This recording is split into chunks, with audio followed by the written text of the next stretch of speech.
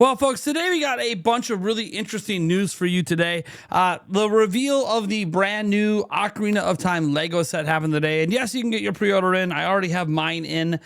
We also have some news about the Legend of Zelda movie and another related topic to that. We have some updates on Final Fantasy VII Remake Intergrade for Switch 2. We have an update on Hi-Fi Rush. We have some other stuff going on as well, including, did Nintendo leak another Switch 2 version? And yesterday we talked about the potential of a Switch 2 Lite, but what about a Switch 2 OLED? We got to talk about that one.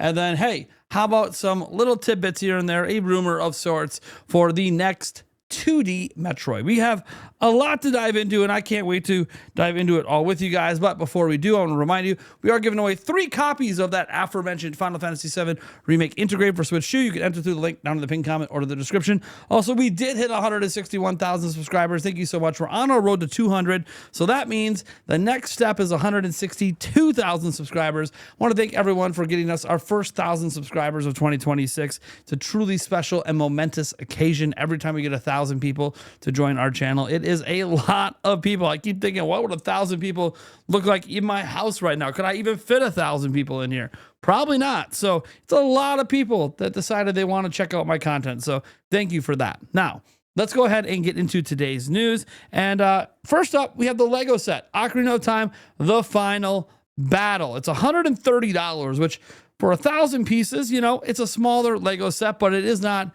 you know, completely tiny, as you're going to see in some of these images here. Pretty impressive stuff here. We're going to go one by one here. You can see, obviously, this initial Lego set. Now, one thing I do want to note here, and this is just some small speculation, because you guys know we've been talking about the potential of an Ocarina of Time remake coming. This scene doesn't technically exist in Ocarina of Time. Link never jumps from a collapsed tower upwards to a there's no jump button in Ocarina of Time at all. So could this be hinting at the remake? I'm going to let you guys speculate away on that, because maybe this is a new thing we can do in the remake. Obviously we see, Zelda doing her thing. As we go on here, you're going to see the box, and then here's the characters that it comes with your Lego figures. You got your Ganondorf, your Link, and your Zelda. I obviously need this just for that. And then don't forget Navi as well. You can see the Beast Ganon there.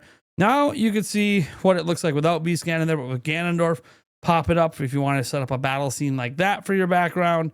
Then you can see, obviously, just a scene of, Beast Ganon versus Link. You can see the dimensions here. You're looking at about 6.5 inches at peak height and 11 inches wide. So as I said, a bit of a smaller set, but, not super tiny. You can see kind of to scale here with a human messing with it. So kind of looks pretty good there. And you can see from a side, you're gonna see a bunch of angles here. But one thing you're gonna see is eventually the Bigoron sword, which is really, really interesting. You can use it, and you're even encouraged to use it during the fight, especially to smash the tail when you don't have the Master Sword. But you don't see it in any of these images yet because it's hidden. And where it's hidden is not how it works in Ocarina of Time. Again, maybe it's hinting at something new here. As you see the Megaton hammer behind the tower. Maybe we have to go back into that collapsed tower and get the Megaton hammer. I don't know, guys. I'm just speculating game-wise because that's what we do. But obviously, the news here is the Lego set itself. Honestly, it looks really, really good. I'm really excited. And I obviously, really want this Lego set. That's why I already pre-ordered it. I think $130 is one of the more fair prices we've seen. At least for me. I don't know. I guess when you do price per brick, technically the massive Pokemon, Charizard, Venusaur, and Blastoise, Kanto set or whatever that they showed off the other day, that one technically has more pieces and is actually cheaper per brick. So if you do the math, it's actually technically cheaper. You're getting more for your money is basically what I'm trying to say. But for me, $130 just feels more palatable. There is a trailer for this as well that I'll just briefly play. I don't know if we're going to get any copyrights for this because the Lego company is very, very, very particular. In fact, I don't want to show much more than that because the Lego company does like to do copyright strikes. That said, you guys go check out that stop motion animation. I'm really excited about that. They obviously didn't do anything like that for Pokemon. And you know what, folks? That's not the only bit of Zelda news we have for you today. Now, we all know that many of you guys no longer go to movie theaters. It's just the way it is. It's been that way for a long time. Some of you have maybe never been. I personally still love going to movie theaters. I know it's expensive. I know the popcorn, the candy, the drinks, it's all really expensive. The movie tickets can be expensive, but the experience at a movie theater as someone who grew up going to them is just unlike anything I can get at home. Even when you have your home theater set up, if you're one of those people that are lucky enough to have like the big projection screens, and maybe you have like a massive TV and you get your surround sound, even movie theater seating, even when you're watching movies at home, it just isn't quite the same as a movie theater experience when you go to the actual theater. And I'm not just talking about like IMAX and like crazy things you would never have at home. I mean, just a normal movie theater experience. So I still really enjoy that. And with the Mario movie coming up and the Zelda movie coming up, I have multiple reasons that I'll be going to the theater for Nintendo over the next year or so. But one of those movies in particular, we also know what streaming service that movie is going to be on, despite the fact the movie hasn't even had a trailer. We're talking about The Legend of Zelda, and it's due to a new deal between Netflix and Sony. So a live-action Zelda movie is coming to Netflix. So, following its theatrical and home entertainment release periods. So, the live-action Legend of Zelda movie will be streamed exclusively on Netflix following its theatrical and home entertainment release periods, Famitsu said. This is coming straight out of Japan. Under an agreement with Sony Pictures Entertainment, the adaptation will join the likes of Spider-Man Beyond the Spider-Verse, The Nightingale, and the Beatles 4-part film series by shifting to a streaming platform. The wording of this agreement suggests the movie will be available for physical and digital purchase following its cinema run before moving exclusively to Netflix's subscription-based streaming platform. That's right, you won't see it on any other sub-platform. The movie is in co-production with Nintendo and is scheduled for a global release on May 7th, 2027. So yeah, we're looking at this being on Netflix thing. And you know, I think some people are going to be happy with that. I don't have any major issues with Netflix. I know them kind of cutting down, sharing it between homes and stuff was a bit of a pain in the butt, I got to say. But overall, I don't have any like major problems with what they're doing here. I like this partnership. It's nice to know where it's going to be. We don't have to question anymore. Hey, is it going to be on this platform and then that platform? Like the Mario movie bounced around between platforms, and that's good. I don't think it's a bad thing when movies bounce between platforms, but it's also nice to know where is the long-term home of this movie going to be in terms of streaming, and the long-term home is Netflix. All right, guys, let's go ahead and dive in then to Final Fantasy VII Remake Intergrade, because there's a special event going on. There's going to be an autograph session at Nintendo New York. So to celebrate the launch of Final Fantasy VII Remake Intergrade, the director of the game, Naoki Hamaguchi, will be at Nintendo New York to for an autograph session and take photos with fans. Final Fantasy VII Remake Integration game for Switch 2 will be available to purchase at the store. And this is happening on January 22nd. That's why you'll be able to buy the game. Join us for the special experience. Reservations are required for the autograph session. Reservations are first come, first serve. 1 hour time slots are available between 5 and 7 p.m. Eastern. 1 reservation per person. Guests with a reservation can have the Final Fantasy VII Remake Intergrade game packaging for Nintendo Switch 2 autographed, or a poster provided at the store, available while supplies last. No outside items permitted. So if you're going to bring anything from the outside that you want on the sign, not happening. You can either get the game signed that you're buying at the store or a poster they provide to you. If I happen to live anywhere near the Nintendo New York store, I would have been all over this and maybe even filmed like a mini vlog of the experience, but I don't live anywhere near it. I've never been to Nintendo New York. I've never been to the other stores in San Francisco or whatever. I've never been there either. So I don't know. This is really neat they're doing this at all, though, and there's an opportunity for some fans, whether you're just a Final Fantasy fan or a Nintendo fan, to go get that autograph. I really like this. I hope more events like this happen moving forward. And obviously, this is Nintendo and Square coming together to treat this release as something special. We all know Final Fantasy VII was the first Final Fantasy game to skip a Nintendo platform and go to Sony back in the day. So this really feels like, at least to me, a monumental release on the Nintendo Switch 2. I realize you could play Final Fantasy VII already, even on Switch 1. It's been brought over, but this is different. This is a brand new remake series, and it's coming to Nintendo. And honestly, folks, I think future Final Fantasies, not just 7, will be coming to Nintendo as well. And I don't know about you guys, but as someone who grew up with Final Fantasy 1 through 6 almost exclusively on Nintendo platforms, it does kind of feel like Final Fantasy is coming home. A little sentimental, a little bit. Obviously, it's going to be multi-platform, and everyone's going to get to enjoy the good. You know what else people are going to get to enjoy? How about Hi-Fi Rush?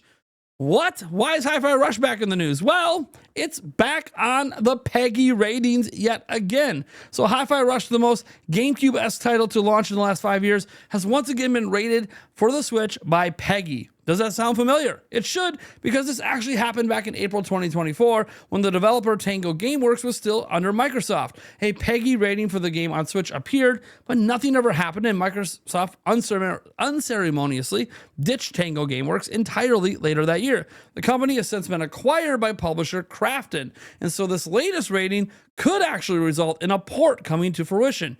And indeed, the source over at the PEGI lists two separate entries, one underneath ZeniMax Europe Limited, Bethesda Softworks Europe, and the other under Krafton Incorporated. So is this it? Are we finally going to see Hi-Fi Rush? Well, here's what we mean. It is listed under Krafton, the new owners of Tango Gameworks, and you can clearly see the Nintendo Switch listed there, 2026. Now, the listing, obviously the pre-release date, 1/15, that was probably just when they updated the listing for PEGI. That's not when the game's coming out. It hasn't even been revealed for Nintendo yet. But I'm just throwing that out there, guys, because Hi-Fi Rush is something that we thought was coming, was rumored to be coming, obviously had a PEGI rating before, but then things got really dicey between Tango and Microsoft. They tried to axe the studio, but then they negotiated and became independent, and then Krafton came in, and so there's this whole mess of stuff. But point is, it appears Hi-Fi Rush is coming to Switch this year. Now we're talking about the Switch 1.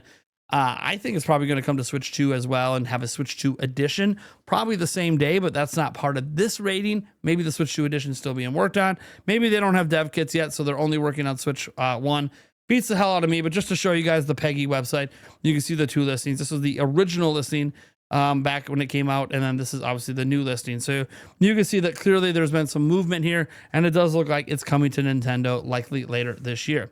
Now, yesterday, we talked about this kind of monumental thing where a hardware code name popped up on Nintendo's website that first appeared during the week of September 9th of last year. So well after Switch 2 already launched, and the code name showed up as OSM. Now, some people have tried to argue that this OSM is actually just like a software management thing, a software layer dealing with the operating system. But when you actually look at Nintendo's website, it's listed literally in the midst of nothing but hardware code names. It would be very weird to put a software thing in the middle of nothing other than hardware code names. It definitely appears to be some sort of new hardware code name. And by the way, any code names for the software already exist, are already out there, and are already known. So OSM is not an abbreviation for any of those.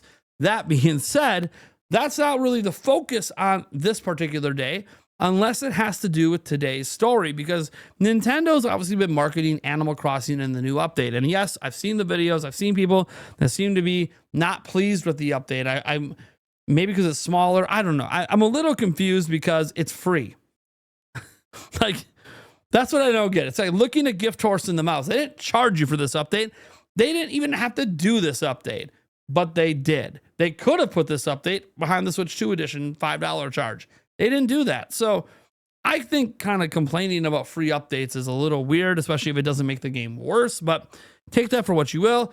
The point is they're marketing it, right? They're marketing the update. They're trying to get people to join NSO. They're trying to get people to pick up Animal Crossing, and they're obviously marketing it on Switch 2. And one of the marketing materials did something that has some people thinking that really that OSM or whatever's going on is actually a Switch 2 OLED revision. Now, I want to note OSM and all this stuff we talked about yesterday with Switch Lite and now today with Switch 2 OLED. I want to note in talking about the Switch 2 Lite and the Switch 2 OLED, none of this means it's coming out this year. There's this assumption that it's coming out this year, and I do think a Switch 2 Lite has a possibility to come out next to Pokemon Gen 10. But setting that aside, it doesn't mean either of these are coming this year. The code names appearing, us being able to figure out its hardware, that's cool. It still could be years away. So if it is for a Switch 2 OLED, I still think that's like at least 3 or 4 years away if it is that. But the reason we're even bringing up the OLED is due to one piece of marketing material directly from Nintendo. You can see it right here. That is a Switch 2. Now you might go, Nate, this looks like your thumbnails. Yeah, I know. In my thumbnails, to make the images line up just right, it doesn't really perfectly fit inside, so I just kind of override the bezels. But this isn't a thumbnail image. This is official marketing from Nintendo. This is not me trying to get rid of the bezels and make it look prettier in the thumbnail. This is Nintendo themselves doing it. Now, this is highly likely in my humble opinion, a marketing mistake. Whoever made this image, and by the way, it's actually from a video that plays, whoever made the video, I think just made a flub in getting rid of the bezels. That's what I think happened. I think that's the reasonable take here, is it's just a marketing mistake. We've seen marketing editing mistakes in Nintendo's advertising in years past. So that's very well what this likely is. But what if it's not? And what if the marketing team used an asset they weren't supposed to use yet, but have access to for a potential switch to OLED? You tie this to the hardware stuff yesterday, and you can start to understand why some people are starting to pivot and be like, well, is it a switch to Lite or was it really a switch to OLED? Either way, I'm not confident that either hardware system would be coming this year. If anyone did, it would be switch to Lite for the holidays, but that still might not come out till next year. And I still don't suspect we'll see a switch to OLED till closer to when we expect a brand new 3D Zelda to come out in 2028, 2029, that sort of range.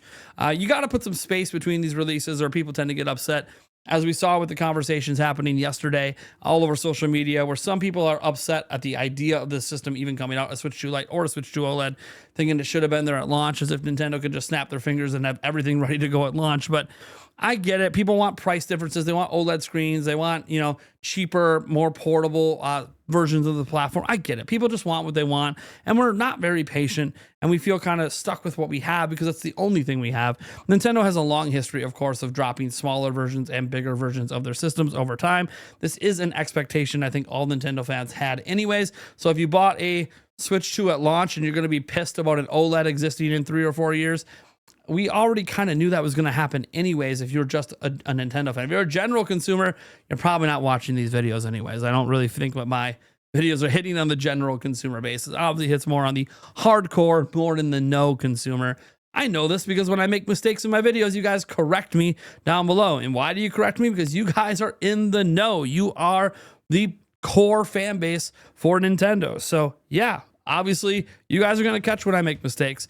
A general fan wouldn't, and a general fan may not be aware that there should be an expectation of a Lite or an OLED. They won't even be aware of this news if we're completely honest. So you guys let me know what you think about that down below, because I'm very curious about the potential of a switch to OLED. Do you think it might be a pro version? And also, do you think that that's just a marketing mistake like I think it is? But it is news. I wanted to bring it up. It is from Nintendo. This is back-to-back days. We've had Nintendo do things that we had to talk about. One of them is definitely a direct reference to some sort of new hardware. The other one, is it a marketing mistake? Is it just using something before you should? Is it, I don't know. You guys let me know. All right, next up, we have 2 more stories to go. And this first one we're going to be talking about is Hyperkin wanting to make a portable N64, which I've actually seen some of these on Etsy. You can buy some portable N64s. Literally, it plays like the actual cartridges, but it's really beefy. Hyperkin seems to be interested in making something like that, though. They're open to the idea of creating a portable 64. So they have a long history of creating hardware and accessories for platforms that have long since been abandoned by their creators. A quick look at Hyperkin's products reveals a slew of platforms that you'll play games for, like NES, SNES, Genesis, Game Boy, much more. And a very unique way to access another classic Nintendo platform games could be coming in the future. While there's nothing official in the works, it does seem that Hyperkin is at least willing to consider the idea of creating a device that would let the N64 fans play their favorite games on the go. On Hyperkin's official Facebook page, the company was asked about the potential for a portable N64. Surprisingly, the company responded directly to the fan, saying that such a project wouldn't happen in the next year or 2, but potentially in the future. The N64 doesn't have a huge library, but it is filled with numerous games. It would be an absolute blast to play on the go, which we have seen obviously with NSO and stuff like that, virtual console in the past. Yeah, I'm all cool with this. Obviously, they're not talking, what they're basically saying is, hey, we're not currently working on this, but we like the idea. Give us like 5 years and it might be a thing. So we'll see what happens. Obviously, we know there's been fan created versions of it on the go. Obviously, I assume Hyperkins would be much sleeker and obviously, much more portable than some of those fan revisions, but we can't ignore everything. All right. So next up, we're going to be talking about one last story here. And this is one that I kind of caught wind by accident. And let me explain how this happened. So apparently when I made the Crimson Desert news story yesterday, it was news to many people. Supposedly it leaked at GameStop, and we've talked about it on our podcast before from our PAX West experience, but Switch 2 coming to Crimson Desert coming to Switch 2. Apparently it was big news for some people. And we got that courtesy of Reese Riley on the Nintendo podcast when he guested. And he was talking a little bit today on X about how he thinks it's interesting how his stories keep spreading to all of these news outlets, things that he says, which isn't a surprise, but like they're obviously watching like a hawk, whether it's my content, his content, etc., and literally sharing things within 12 hours of when he puts it, and it just starts to go viral and goes everywhere. And none of it seems to help him or even our podcast, the show that he appeared on. So I get there's some frustration there where it's like, hey, why are people not like giving the show credit or giving me credit? They're just like, or they are giving me credit, but then they don't link to me. And so I get it. And obviously there's some fear that, maybe he revealed a little too much. That's up to him though. But he brought up the fact that he actually talked about a 2D Metroid, and I wasn't even aware of the fact that he brought up 2D Metroid. So I did a little digging, obviously talked to him a little bit as well privately, and found out where that story came from, because turns out he did open his mouth on it. Some people did jump on it. I wasn't aware of it because I'm not sniping people's Twitter all day. It just not something I find to be enjoyable. But and he's also a friend, so I'm not really gonna just like bug him all the time on stuff. That being said, it is public, so we're going to talk about the fact that he did mention a 2D Metroid is on the way. So first he made this post here saying, so this is probably the first time in history I'm more excited for third-party releases on Nintendo platforms than first-party this year. There's a lot of cool stuff in the pipeline from third parties that haven't been officially announced, including the WTF game. He laughs about that. By the way, we talked about the WTF game on the Nintendo podcast on Wednesday. We might have figured out what the game is, but he didn't confirm it 100%. So you can go watch that conversation. Very interesting. See what you guys think about it. Anyways, let's get back to this story. So it says there's literally nothing announced for Switch 2 from Nintendo that I care about at all this year so far. And he notes so far because we haven't even had our first Direct yet, right? Okay. So it says, not going to lie, maybe wishful thinking, but I hope the next Mercury Steam 2D Metroid gets revealed this year. And then he goes on to say, don't think so. I think that's a 2027 release. Now, that's an opinion, right? But here's the next part.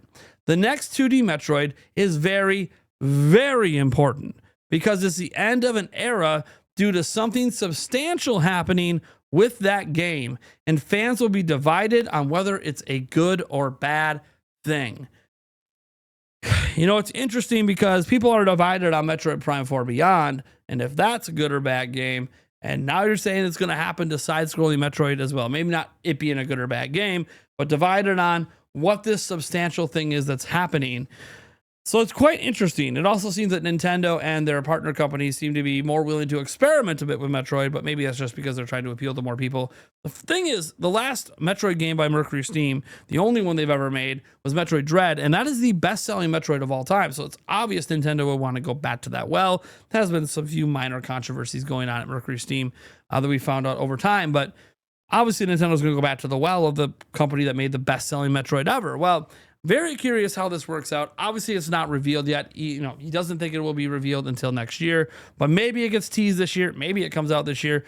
Reese Riley, very clearly knows it exists, and he knows some details about it that he's not going to divulge those details, but it is what it is. You guys will let me know what you think about this down below. Obviously, I always thought we would get another one. I just didn't think it would be divisive. Metroid Dread wasn't really divisive. Something we might be divisive on the next one.